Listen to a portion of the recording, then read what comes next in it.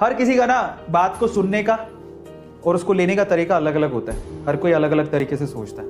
हम किसी को ये विवश नहीं कर सकते कि तुम इसको पॉजिटिवली सोचो या तुम इसको नेगेटिवली सोचो। अपने अपने थॉट प्रोसेस होते हैं, ठीक है।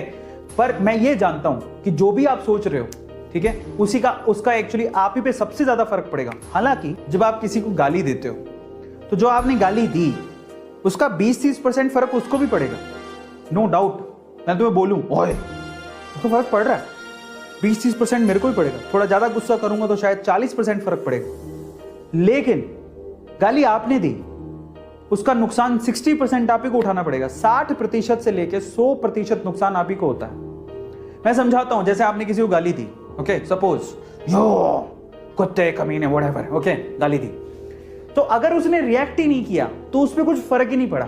इनफैक्ट अगर उसने, देखो मजेदार बंदा वो होता है, सामने वाला गाली दे रहा है, यहां से सुना यहां से निकाल दिया, भाई साहब के कोई फर्क नहीं पड़ा, और वही गाली ऐसे आई रिफ्लेक्ट होके तुम्हारे ऊपर ही लग गई, तो 100% नुकसान तुम्हारा ही है, क्योंकि नेगेटिव वेव तुमने जनरेट करी, उसका नुकसान भी तुम्हें ही हुआ। समझ में आ रहा है?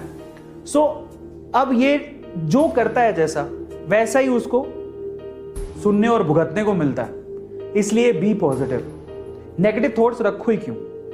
समझ में आता है? और ये आपका चॉइस है, किसी और का नहीं है। आप किसी चीज को सुनते हो, उसके बारे में पॉजिटिव सोचना है या नेगेटिव सोचना है, दैट्स योर चॉइस।